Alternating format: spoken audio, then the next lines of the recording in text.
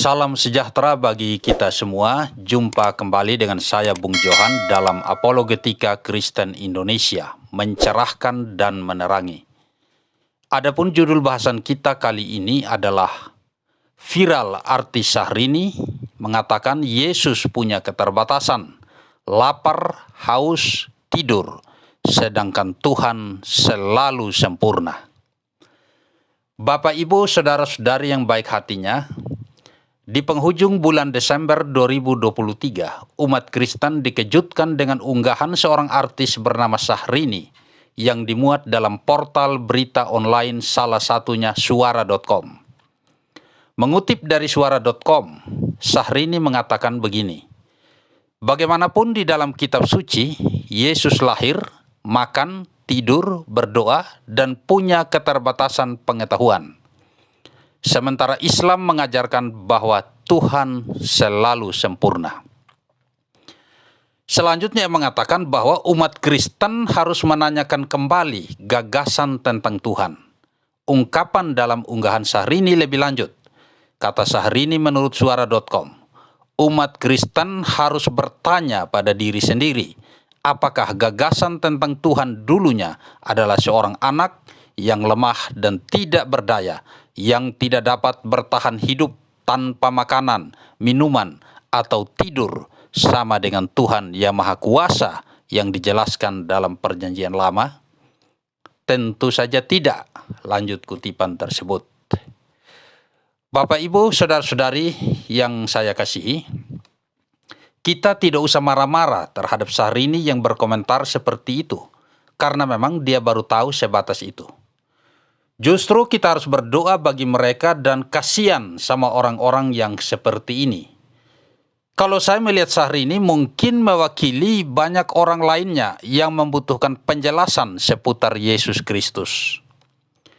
Yesus memang adalah sosok populer yang tiada habis-habisnya dibicarakan sepanjang segala abad.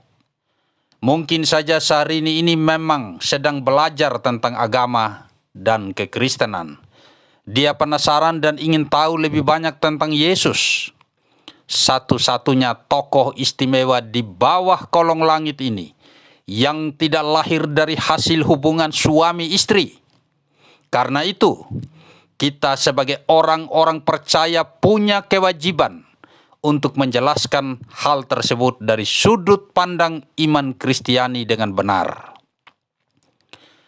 Dalam unggahan Syahrini tersebut terlihat bahwa dia mencoba untuk membandingkan antara keyakinan Islam dengan Kristen, walaupun tidak seperti yang diyakini dalam iman Kristiani.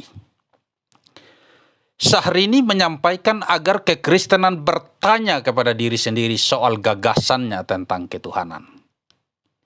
Sebenarnya tidak perlu Syahrini menyuruh-nyuruh kami umat Kristiani untuk bertanya tentang doktrin ketuhanan, karena kekristenan bukan agama yang baru muncul kemarin sore. Kita tahu bahwa kekristenan sudah sangat tua umurnya, bahkan lebih tua dari Islam sekitar 600 tahun, di mana kekristenan dari sejak awal mula kemunculannya memang sudah punya pemahaman yang baku tentang ketuhanan Yesus. Dan 2000 tahun telah berlalu, digoncang dari segala arah, namun faktanya Kristen telah bertahan sampai dengan saat ini, bahkan berkembang dengan pesat memenuhi planet bumi ini. Artinya, konsep ketuhanan yang dianut oleh kekristenan telah melewati ujian sepanjang segala abad dan lulus. Termasuk pada masa-masa awal kekristenan telah diserang dan dikeroyok oleh ajaran bid'ah yang menjamur bagai jamur di musim hujan. Tetapi akhirnya semua tersingkir karena kokohnya ajaran atau konsep iman Kristiani tentang ketuhanan yang berdiri kuat di atas dasar kebenaran kitab suci. Juga sebagai bukti bahwa Roh Kudus itu memimpin gerejanya pada segala zaman. Sehingga apa yang dipertanyakan dan diragukan oleh Syahrini pasti bertolak dari ketidaktahuannya. karena mungkin baru belajar atau hanya dengar-dengar dari orang lain tentang ketuhanan Yesus ini. Untuk membuktikan apakah Yesus adalah benar-benar Tuhan atau bukan Tuhan, maka kitab-kitab sebelumnya lah yang harus menjadi acuan untuk membuktikan ketuhanan Yesus secara sahih. Bukan kitab-kitab yang belakangan. Di dalam komentarnya, Syahrini ada menyebut kata Perjanjian Lama. Perjanjian Lama itu adalah kitab-kitab sebelum zaman Yesus. Dalam hal ini kitab Tanak. Ya. Tanak itu singkatan dari T itu Torah atau kitab Torah, N-nya itu Nevi'im, itu kitab para nabi, dan K-nya itu Ketuvim, artinya tulisan-tulisan suci. Kitab-kitab yang belakangan tidak boleh memberikan keterangan yang bertentangan dengan kitab-kitab sebelumnya. Apalagi yang berupa keterangan sejarah. Tidak boleh. Sejarah adalah suatu peristiwa yang sudah terjadi dan tidak bisa diotak-atik lagi. Itu bisa-bisa disebut sebagai kitab palsu. Itulah alasan kitab orang Kristen tidak berani mengubah-ngubah kitab Tanak. Karena kitab-kitab sebelumnya itu sudah baku dan sudah diakui oleh para nabi, legal standingnya jelas dan final. Nah, saudara-saudara, Bapak Ibu yang dikasihi oleh Tuhan, apakah hal yang diyakini oleh umat Kristen perihal ketuhanan Yesus itu bertentangan dengan apa yang disebutkan dalam kitab-kitab sebelumnya? Tentu tidak, saudara-saudara. Perjanjian Lama berisi janji atau nubuatan tentang Mesias yang akan datang. Sedangkan Perjanjian Baru adalah penggenapan dari janji yang sudah disebutkan oleh para nabi dalam Perjanjian Lama. Perjanjian Lama berisi bayangan dari Mesias yang akan datang. Sedangkan Perjanjian Baru adalah wujud sejati dari Sang Mesias yang sudah datang. Untuk Syahrini yang kami kasihi, menurut Perjanjian Lama, Sang Mesias itu haruslah Tuhan sendiri. Kalau bukan Tuhan sendiri yang datang untuk menyelamatkan manusia, maka manusia tidak akan bisa diselamatkan. Kami kekristenan berbeda secara total dengan agama-agama dunia. Kekristenan adalah upaya Tuhan untuk mencari dan menyelamatkan manusia yang terhilang dalam kuasa dosa, ikatan iblis, dan kematian yang kekal. Bukan upaya manusia dengan kodrat yang berdosa, yang berjuang sekuat tenaga untuk mencari Tuhan agar dapat menyelamatkan dirinya. Bagaimanapun hebatnya upaya insan yang berdosa tidak akan pernah bisa untuk dapat menyelamatkan dirinya dan terlepas dari belenggu dosa, iblis, dan kuasa maut. Orang berdosa tidak akan pernah bisa untuk menyelamatkan dirinya yang berdosa, apalagi menyelamatkan orang berdosa lainnya. Jikapun dosa dan amal kebaikan ditimbang sebagai standar untuk dapat masuk ke surga, dipastikan manusia tetap akan terjerumus ke dalam neraka jahanam. Karena secara kodratnya manusia telah mewarisi kodrat yang berdosa dari Adam. Dan tidak boleh ada setitik noda dosa yang boleh dibawa masuk ke dalam sorga. Itulah alasan kita membutuhkan juru selamat. Dan hanya Dia atau Yesus yang datang dari sorga, yang terlebih dahulu masuk ke dalam sorga, sehingga Dialah yang dapat membawa manusia kembali ke dalam sorga setelah Ia mengadakan penyucian dosa dengan darah-Nya yang kudus. Bapak, Ibu, saudara-saudari yang saya hormati, sekarang mari kita buktikan dalam kitab-kitab sebelumnya bahwa Mesias yang akan datang untuk menyelamatkan manusia adalah Tuhan. Jika bukan Tuhan, maka itu sudah bisa dipastikan adalah Mesias palsu. Ya, dalam bahasa Arabnya Mesiha Dagala. Dalam bahasa Arabnya dikenal dengan istilah Dajjal, saudara-saudara. Ya, kita baca Yesaya 43 ayatnya yang ke-11. Bunyinya demikian, terjemahan baru. Akulah Tuhan. Ya, Tuhan huruf besar atau Yahweh, dan tidak ada juru selamat selain daripadaku. Yesaya 45 ayat 21b sampai 22. Demikian bunyinya. Bukankah aku Tuhan atau Yahweh, ya, dan tidak ada Elohim yang lain selain aku, Elohim yang adil dan juru selamat. Tidak ada yang lain selain aku. Berpalinglah kepadaku dan kamu akan diselamatkan, hai seluruh ujung bumi. Karena akulah Elohim dan tidak ada yang lain. Ini versi literal yang saya bacakan. Dalam ayat ini, juru selamat harus Tuhan. Dan dia adalah Elohim yang layak untuk disembah. Nah, itu perjanjian lama. Mungkin itu yang disebutkan oleh Syahrini, ya. Perjanjian lama yang sempurna adalah Tuhan yang sempurna. Sekarang kita lihat dalam perjanjian baru. Lukas pasal 2 ayatnya yang ke-11. Bunyinya begini. Hari ini telah lahir bagimu juru selamat, yaitu Kristus, Tuhan di kota Daud. 2 Petrus 2 ayatnya yang ke-20. Sebab jika mereka oleh pengenalan mereka akan Tuhan dan juru selamat kita, Yesus Kristus. Ya, jelas di sini juru selamat itu Yesus Kristus. Kemudian Roma 9 ayat 5.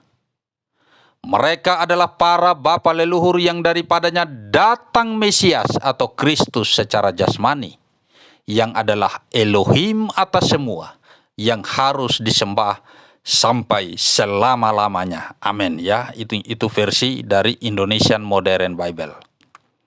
Ya, lebih banyak terjemahan, ya, lebih bagus untuk memperluas wawasan kita. Jadi kita perjanjian baru bersaksi bahwa Yesus adalah juru selamat dunia yang harus disembah. Sedangkan perjanjian lama bersaksi bahwa hanya Tuhan atau Yahweh lah yang menjadi juru selamat. Sehingga konsekuensi logisnya, Yesus adalah Tuhan sendiri yang menjadi manusia dan lahir di kota Daud. Ada sinergi antara apa yang tertulis dalam perjanjian lama dengan apa yang tertulis dalam perjanjian baru. Bapak, Ibu, saudara-saudari yang Tuhan kasihi. Sekarang kita masuk dalam poin inti yang tidak dipahami oleh Syahrini. Saya kutipkan kembali ungkapan Syahrini sebagai berikut. Ya, sebagaimana dimuat dalam suara.com. Bagaimanapun di dalam kitab suci, Yesus lahir, makan, tidur, berdoa, dan punya keterbatasan pengetahuan. Sementara Islam mengajarkan bahwa Tuhan selalu sempurna. Umat Kristen harus menanyakan kembali gagasan tentang Tuhan. Ungkapan dalam unggahan Syahrini lebih lanjut, ya. Kata Syahrini menurut suara.com itu, umat Kristen harus bertanya pada diri sendiri, apakah gagasan tentang Tuhan dulunya adalah seorang anak yang lemah dan tidak berdaya, yang tidak dapat bertahan hidup tanpa makanan, minuman, atau tidur, sama dengan Tuhan yang Maha Kuasa yang dijelaskan dalam perjanjian lama? Tentu saja tidak, katanya. Ya. Jadi, Syahrini benar-benar tidak memahami ajaran dalam kitab suci orang Kristen. Dalam kitab-kitab terdahulu kita mendapati bahwa Yesus itu memiliki dua kodrat, yaitu kodrat ilahi dan kodrat kemanusiaan. Yesaya pasal 9 ayat 6 misalnya, ya, sebagai bukti bahwa apa yang saya sampaikan ini bukan ngarang-ngarang tetapi ada dalilnya di dalam kitab suci. Yesaya pasal 9 ayatnya yang ke-6 begini bunyinya. Sebab seorang anak telah lahir untuk kita, seorang putra telah diberikan untuk kita, lambang pemerintahan ada di atas bahunya, dan namanya disebutkan orang penasihat ajaib, El yang perkasa, Bapa yang kekal, Raja damai. Seorang anak dan seorang putra tentu menunjuk kepada kemanusiaan sang juru selamat. Ya, di situ memang ditulis telah diberikan untuk kita. Tetapi Yesaya berbicara dalam dimensi spiritual untuk menyampaikan satu nubuatan tentang masa yang akan datang, yaitu tentang kelahiran Mesias itu. Walaupun telah, karena dia melihat dalam dimensi spiritual itu, kelahiran sang putra dan sang anak itu. Ya, sedangkan El yang perkasa menunjuk kepada keilahiannya. Ya, El yang perkasa atau El Gibor. El itu bentuk tunggal yang mengacu kepada Tuhan satu-satunya. Ya, pencipta langit dan bumi. Dari ayat ini saja sudah jelas bahwa Yesus adalah Sang Ilahi, pencipta langit dan bumi yang lahir menjadi manusia. Yesus tidak lahir sebagai hasil hubungan persetubuhan seorang pria dengan Maria. Perihal ini diakui oleh Injil yang diimani oleh umat Kristen maupun oleh Al-Quran itu sendiri. Sang firman yang kekal atau kalimatnya Tuhan sendiri, kemudian kepadanya ditambahkan natur kemanusiaan, tentu dengan sifat-sifat sebagaimana yang juga dimiliki oleh manusia pada umumnya, kecuali dosa. Itu yang dikatakan oleh Perjanjian Baru. Hal inilah yang disebutkan oleh Syahrini, yaitu makan, minum, tidur, lapar, haus, dan seterusnya. Punya keterbatasan pengetahuan. Natur kemanusiaan inilah yang kelak akan dibawa ke salib untuk dihukum sebagai akibat dosa kita. Sang firman yang inkarnasi untuk menggantikan posisi manusia yang berdosa, supaya setiap orang yang percaya kepadanya dapat dibenarkan. Ia mati di kayu salib supaya kita hidup dan tidak binasa, supaya kita dapat dibawa kembali kepada Elohim di dalam sorga. Karena dalam keadilan ilahi, dosa harus dihukum. Dan penghukuman atas dosa itu terjadi di dalam dirinya, ya, di dalam tubuh insaninya, di kayu salib untuk mewakili seluruh umat manusia. Sehingga barang siapa yang percaya kepadanya akan diselamatkan, dan siapa yang tidak percaya akan binasa dalam penghukuman neraka. Dalam penghakiman pada akhir zaman, penghukuman bagi orang-orang Kristen telah selesai di atas kayu salib 2000 tahun yang lalu. Sehingga kita pasti diselamatkan oleh iman kepada Sang Firman itu. Sedangkan bagi yang tidak percaya kepada Yesus sudah pasti akan dihakimi dan dihukum untuk menanggung akibat dari dosa-dosanya sendiri. Ya, jadi ditanggung sendiri. Nanti dari sini mungkin ada lagi yang berkata, jadi Tuhan mati dan babak belur digebukin oleh tentara Romawi. Nah, saudara-saudara, ini dia. Yang mati disalibkan itu adalah kemanusiaannya. Elohim tidak pernah mati dan tidak dapat mati dan tidak akan mati. Yang disiksa dan digebukin itu adalah kemanusiaannya. Ada dalilnya enggak? Pasti ada. Ya, kami tidak berani mengarang-arang sendiri. 1 Petrus 3 ayatnya yang ke-18 mengatakan begini, ia yang telah dibunuh dalam keadaannya sebagai manusia, tetapi yang telah dibangkitkan menurut roh. Jadi yang Syahrini maksudkan itu adalah keadaannya sebagai manusia, bukan dalam keadaan ilahinya. Dalam keadaan ilahinya, Yesus adalah Tuhan yang sejati, yang selalu sempurna, karena tidak mungkin sang kalam, kalimat atau sang firman itu tidak sempurna. Tidak mungkin, saudara-saudara. Masa ada sang kalam atau sang firman yang tidak sempurna? Dan dalam keadaannya sebagai manusia, Yesus adalah manusia sejati. Dan ini ada dalilnya dalam kitab suci, saudara-saudara. Ya, kami tidak berani ngarang-ngarang sendiri, karena itu nanti ya nabi palsu kalau coba-coba ngarang sendiri. Lalu di mana ayatnya? Yesus Tuhan sejati dan manusia sejati. Yohanes pasal 1 ayatnya yang ke-1. Pada awalnya ada firman, dan firman itu ada bersama Elohim, dan firman itu adalah Elohim. Ya, versi literal. Jadi Yesus sebagai sang firman adalah Elohim atau Tuhan sejati yang sudah pasti selalu sempurna.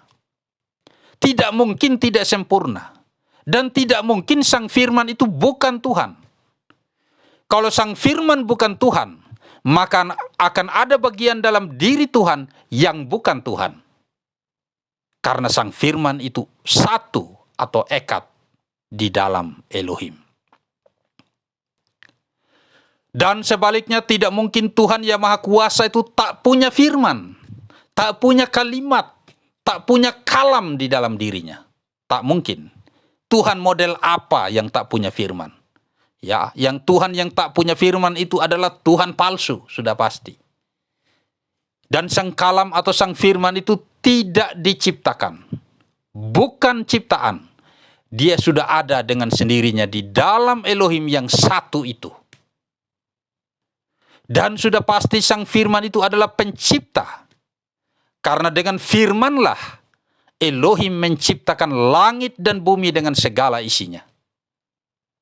Itulah saudara-saudara, Bapak Ibu sekalian, Yesus yang selalu sempurna dalam keilahiannya. Ya, Bapak Ibu silakan ikuti video penjelasan saya lengkap soal Tritunggal dalam kaidah biblika. Di situ lebih mendetail dan bukti-bukti biblikal ketuhanan Yesus. Ya, ada 2 video. Kemudian Yohanes 1 ayat 14. Ya, tadi Yohanes 1 ayat 1, sekarang Yohanes 1 ayat 14. Dan firman itu telah menjadi manusia dan diam di antara kita. Artinya Yesus adalah manusia sejati. Ketika sang firman menjadi manusia, tidak berarti di sorga firman itu hilang, kosong, atau menjadi berkurang. Karena dia omnipresent dan maha hadir. Pada saat dia menjadi manusia, pada saat yang sama dia tetap ada di sorga. Sang firman yang inkarnasi atau dalam keadaan natur manusia sejati inilah yang bisa lapar, yang bisa haus, yang perlu istirahat, yang perlu tidur, dan seterusnya. Tetapi tidak dengan keilahiannya. Lalu, jika demikian, apakah orang Kristen menyembah manusia ketika mereka menyembah Yesus? Tidak sama sekali. Bapak Ibu saudara-saudara yang saya kasihi, yang disembah itu pribadi, bukan natur. Yesus memiliki satu pribadi ilahi dengan 2 natur. Natur atau sifat tidak dapat disembah. Jadi lucu kalau orang-orang Kristen dianggap menyembah natur atau sifat. Tidak ada orang Kristen yang menyembah natur atau sifat. Yang dapat disembah selalu dan hanya pribadi. Ketika orang Kristen menyembah Yesus, orang Kristen menyembah pribadinya, bukan menyembah sifat atau natur kemanusiaannya. Karena Yesus hanya memiliki satu pribadi yang ilahi dengan 2 natur. Nah, sekarang pertanyaan terakhir. Ya, setelah dalil-dalil dikemukakan, mungkin orang masih bertanya, apakah Alkitab Kristen itu dapat dipercaya? Jelas sangat dapat dipercaya. Karena memang itulah kitab yang asli. Tidak ada satupun orang Kristen yang berani mengotak-atik kitab suci perjanjian lama maupun perjanjian baru. Karena ada ancaman kutuk yang diucapkan dalam Alkitab bagi barang siapa yang berani mengubah isinya. Ya, baik menambah ataupun mengurangi. Makanya kalau saudara ke Israel mau beli kitab Tanak, tidak perlu saudara tanya mau beli kitab Tanak yang versi Kristen. Sudah pasti sama, saudara. Ya, dengan yang digunakan oleh orang-orang Israel keturunan Yakub dari zaman Musa sampai sekarang tidak ada perubahan. Kitab Tanak dan Injil itu sudah pasti asli. Tidak mungkin sesuatu yang asli itu datang belakangan. Yang asli itu selalu datang lebih duluan. Jika ada orang yang mengatakan bahwa kitab orang Kristen sudah dipalsukan, maka itu dipastikan adalah hoax. Dasarnya apa? Orang mengatakan palsu. Kalau yang punya Kristen palsu, apa mereka punya yang asli sebagai pembanding? Coba tunjukkan supaya kami lihat. Tidak fair, saudara, kalau mengatakan yang ini palsu tetapi tidak dapat menunjukkan yang aslinya sebagai pembanding. Uang palsu selalu dibuktikan dengan uang yang asli sebagai pembanding. Kesimpulannya, Yesus lapar, Yesus haus, lelah, butuh istirahat, butuh tidur, dan seterusnya. Itu adalah keadaan kemanusiaannya. Sedangkan sebagai Sang Firman yang satu dengan Elohim, sudah pasti Yesus selalu sempurna dalam keilahiannya. Karena dia adalah Sang Firman Elohim yang Maha Kuasa. Dalil-dalilnya sudah saya sebutkan di atas, baik dari kitab-kitab sebelumnya maupun dalam Injil yang adalah cahaya bagi semesta alam. Jadi kami kekristenan tidak bikin doktrin sendiri hasil karangan manusia yang hanya berspekulasi dalam tafsiran, melainkan berdasarkan dalil-dalil yang pasti dan sahih dari kitab suci itu sendiri. Demikianlah yang bisa saya sampaikan, kiranya ini dapat memberikan pencerahan yang menerangi kegelapan jiwa manusia. Saya Bung Johan pamit undur diri, sampai jumpa dalam kesempatan lain. Yang belum subscribe, silakan subscribe, like, dan share. Karena dengan demikian, Bapak, Ibu, Saudara-saudari sudah ikut ambil bagian melayani bersama kami bagi kemuliaan Tuhan. Damai sejahtera bagi kita semua yang berada di dalam Kristus Yesus. Maranatha, Tuhan kita datanglah. Amin.